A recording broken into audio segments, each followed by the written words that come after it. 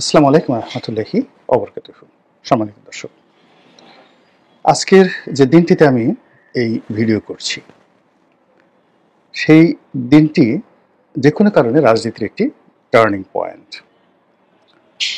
2025 সনের মে মাসের এই দিনটিতে সারা বাংলাদেশে যে খবরটি মশহুর হয়েছিল সেটি হলো ক্যান্টনমেন্টে সেনাবাহিনীর প্রধান তিনি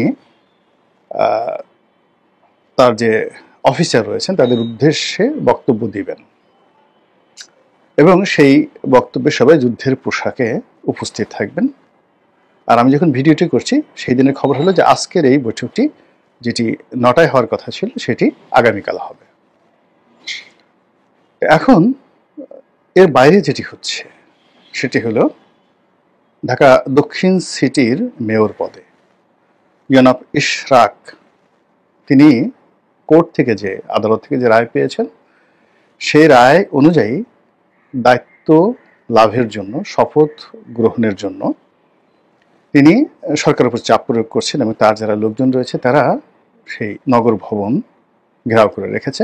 নগর ভবনে মূল যে পয়েন্টগুলো সেখানে তালা লাগিয়ে দেওয়া হয়েছে এবং সিটি কর্পোরেশনের একটা বিশাল শ্রেণীর যারা কর্মকর্তা কর্মচারী রয়েছেন তারা ইশরাক সাহেবকে সমর্থন দিয়ে রাজপথে নেমেছেন। এই মন্ত্রণালয়ের অর্থাৎ সিটি কর্পোরেশন যে মন্ত্রণালয় স্থানীয় সরকার বিভাগের যিনি প্রধান অর্থাৎ আসিফ মাহমুদ সজীব ভুইয়া মাননীয় উপদেষ্টার রূপে যিনি আছেন তিনি, তারপর আইন মন্ত্রণালয় ইনক্লুডিং ডক্টর মোহাম্মদ ইউনূস সহ সরকারের যারা বডি, এটি তাদের জন্য একটা জীবন মরণ সমস্যা। এই কারণ হলো তারা যদি প্রথম দিকে এটা দিয়ে দিতেন তখন একরকম পরিস্থিতির সৃষ্টি হতো, কিন্তু এখন আন্দোলনের মুখে এই কাজটি যদি তারা করেন তাহলে তাদের আর অস্তিত্ব থাকে না।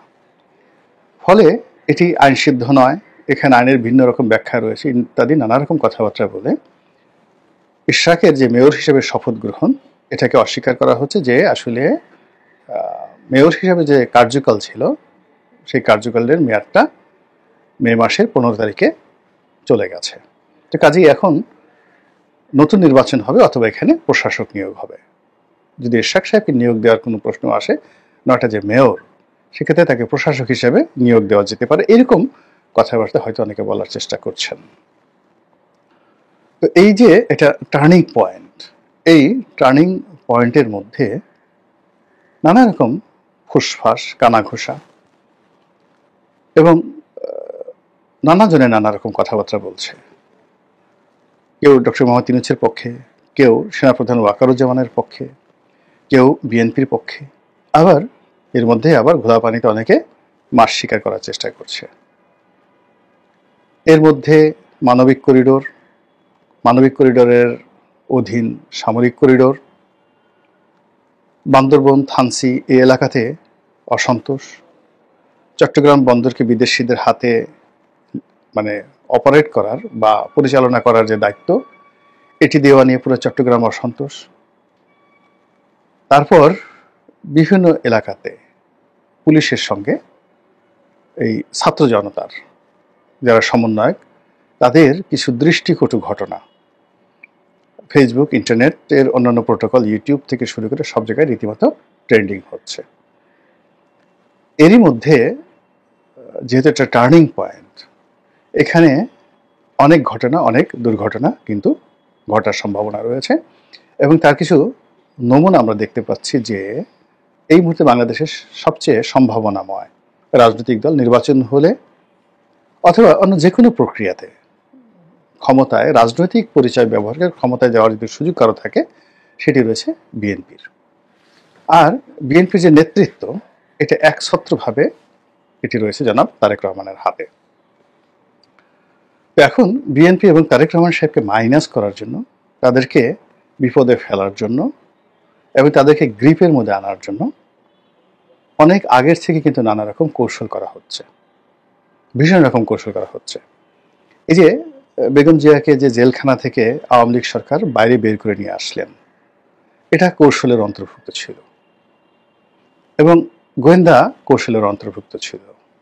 আবার তিনি বিদেশে গেলেন, সেখান থেকে এলেন এবং তার সঙ্গে সঙ্গে তার দুই পুত্রবধূ এলো এবং তারা মানে বিশেষ করে তারেক রহমান সাহেবের স্ত্রী তিনি হাইকোর্টে গিয়ে তার যে মামলা এটাকে রেগুলারাইজ করার জন্য, তার চাকরি ফিরিয়ে পাওয়ার জন্য যে বিষয়গুলো, এই সবই কিন্তু একটা মাস্টার প্ল্যানের আন্ডারে এই জিনিসগুলো হচ্ছে। এর বাইরে যে জিনিসগুলো এই মুহূর্তে রাষ্ট্রীয় সংস্থাগুলোর হাতে রয়েছে যে ব্রহ্মাস্ত্র হিসেবে, অব্যর্থ অস্ত্র হিসেবে, যেগুলো দিয়ে আগামীতে তারা যে কোনো পক্ষকে একেবারে নির্মূল করে দিতে পারবেন। ধরুন একটা 21শে আগস্টের গ্রেনেড হামলা। তো 21শে আগস্টের গ্রেনেড হামলাকে আওয়ামী লীগ ম্যাটেরিয়ালাইজ করার চেষ্টা করেছে নিজেদের স্বার্থে, এবং এই গ্রেনেড হামলা দিয়ে তারা অনেক মানুষকে ফাঁসিয়েছে। দ্বিতীয়ত সেই 10 ট্রাক অস্ত্র মামলা, এটা দিয়ে 111-এর সরকার ফাঁসিয়েছে অনেককে, আবার আওয়ামী লীগ সেটাকে কন্টিনিউ করেছে। তো এই দুটো বিষয় আপাতত মানে মনে হচ্ছে নিষ্পত্তি হয়ে গেছে, কিন্তু এই দুটো বিষয় নিষ্পত্তি হয়নি, ছাইচাপা দিয়ে রাখা হয়েছে। এখন যে কোনো ক্রিমিনাল মামলা একবার, দুইবার, তিনবার সেগুলো আবার তদন্ত করা যেতে পারে। এবং এর সঙ্গে যেটি যুক্ত হয়েছে সেটি হলো এই যে জুলাই আগস্টের বিপ্লব। তো একদিকে বিপ্লব হয়েছে, বিপ্লবের সঙ্গে সঙ্গে সহিংসতা হয়েছে। এই সহিংসতার দায় কাদের? এবং এই সহিংসতা মানে যেন তেন সহিংসতা নয়, একেবারে ডিজাইন করে প্ল্যান করে এই কাজটি করা হয়েছে। যে কোনোভাবে হোক না কেন ডক্টর মোহাম্মদ ইউনূসের মুখ দিয়ে ম্যাটিকুলার শব্দটি বের হয়ে গেছে এবং সবাই বলার চেষ্টা করেছে যে তিনি এই পরিকল্পনা করে এই কাজগুলো করে থাকতে পারেন। ফলে কি হলো, তিনি এবং তার যারা লোকজন রয়েছেন তারা আবার ম্যাটিকুলাসলি এমন একটা ডিজাইন করেছেন যে ডিজাইনের ফলে এই পুরো যে দায় তৃতীয় পক্ষ চতুর্থ পক্ষের উপর চলে আসছে। মেট্রো রেল পোড়ানো, সরকারি সম্পত্তি নষ্ট করা, তারপরে শেষে সারা বাংলাদেশে থানাগুলোতে অস্ত্র লুট, থানা ভাঙচুর, পুলিশ হত্যা, এবং এই ঘটনাগুলোর ব্যাপ্তি এত বিশাল হবে, সেই ব্যাপ্তির বিশালতায় দেখা গেল যে 1000টা গ্রেনেড হামলা মামলা বা 1000টি যে 10 ট্রাক অস্ত্র মামলা একত্র করলেও এরকম হবে না। ফলে এই ডিজাস্টার দিয়ে রাষ্ট্রশক্তি ইচ্ছে করলে বিএনপি বলেন, আওয়ামী লীগ বলেন, জামাত বলেন, যে কোনো একটা গ্রুপ বা সবাইকে একেবারে তছনছ করে দিতে পারে কিয়ামত পর্যন্ত। এখান থেকে বের হওয়ার কোনো সম্ভাবনা নেই। এবং তারই কিছু আমরা নমুনা ইদানিং কালে দেখতে পাচ্ছি। সেটি হলো, এখানে ধরুন ছাত্ররা আন্দোলন করেছেন এবং বাস্তবতা হলো যে নাহিদ, সার্জিস থেকে শুরু করে হাসনাত বা মাহফুজ, ওনাদের যে একটা কোর কমিটি ছিল যারা আন্দোলনের নেতৃত্ব ছিল, এদের সংখ্যা হাইয়েস্ট 50 জন, যারা পরস্পরকে চিনতেন। বাকি ধরুন শাহবাগ, রাজু, ভাস্কর্যে 2 থেকে 2,500 ছেলেমেয়ে নিয়মিত আসতো, যারাদের সঙ্গে এই আন্দোলনের একটা অ্যাডাপশন ছিল। আন্দোলন যখন তুঙ্গে চলে যায় তখন এখানে হয়তো 20,000, তারপরে 40,000, তারপরে 4 লাখ, এইভাবে জ্যামিতিক হারে এই জিনিসগুলো বাড়তে থাকে। ফলে এটা কারো নিয়ন্ত্রণে ছিল না। এই বিচ্ছিন্ন ঘটনাগুলো ঘটতে ঘটতে ঘটতে ঘটতে যখন মোটামুটি সরকারের পতন নিশ্চিত করার একটা পরিবেশ পরিস্থিতির সৃষ্টি হলো, তখন এখানে অনেকগুলো পক্ষ খেলেছে। এখন সেটা ডিপ স্টেটের আমেরিকা হতে পারে, হতে পারে, মোসাদ হতে পারে, কিংবা সরকারের মধ্যে লুকিয়ে থাকা আত্মঘাতী গ্রুপ যারা শেখ হাসিনার পতন চাচ্ছিল, রাষ্ট্রীয় সংস্থার মধ্যে অনেক হতে পারে। এবং এই লোকগুলো যারা ম্যাটিকুলাসলি মানে কাজগুলো করেছে, যেগুলো যাকে বলা হয় যে যার পিছনে প্রচুর অর্থের বিনিয়োগ ছিল এবং সংঘবদ্ধ একটা শক্তির দরকার ছিল। যেমন ধরুন মহাখালীর মানে আপনার সেতু ভবন, সেখানে আগুন লাগানো হলো। তো মহাখালীর সেতু ভবনে আগুন লাগানো হলো, তার থেকে একটু এগিয়ে মহাখালীর যে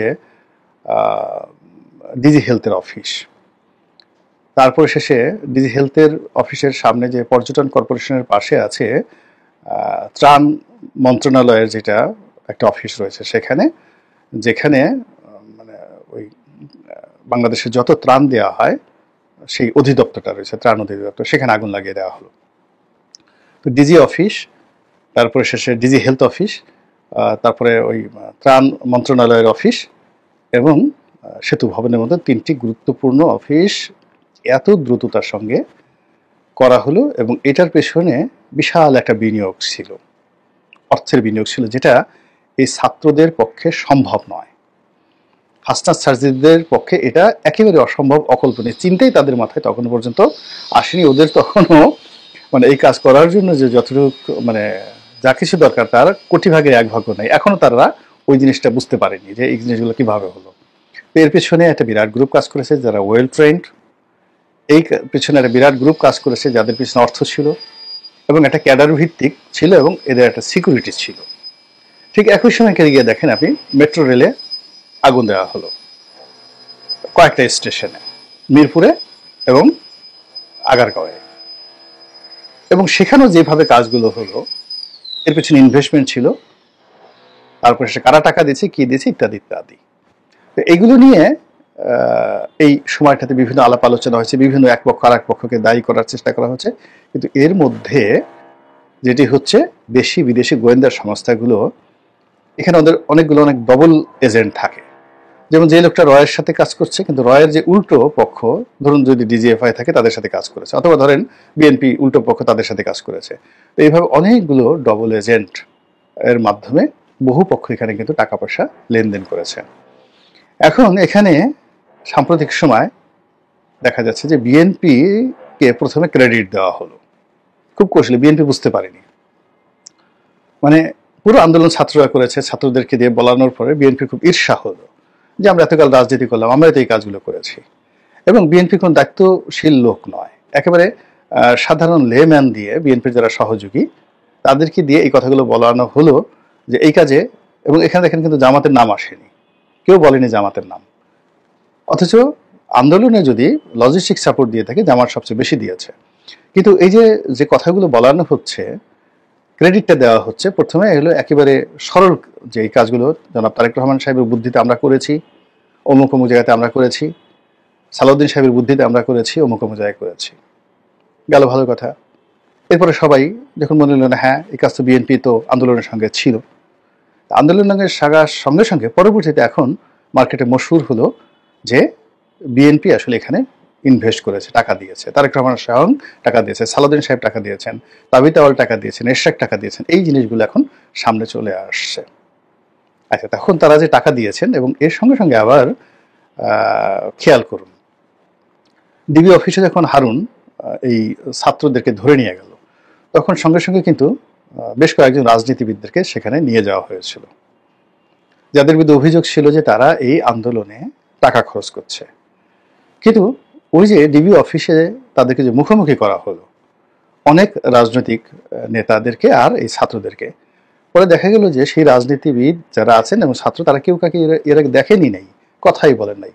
তাহলে ওই যে যারা রাজনীতিবিদ, যাদের বিরুদ্ধে টাকা ইনভেস্ট করার অভিযোগ ছিল, তারা যে টাকা ইনভেস্টমেন্টটা করেছেন, কোথায় করেছেন, কার মাধ্যমে করেছেন, কেন করেছেন, এই জিনিসগুলো তো এখন সামনে চলে আসছে।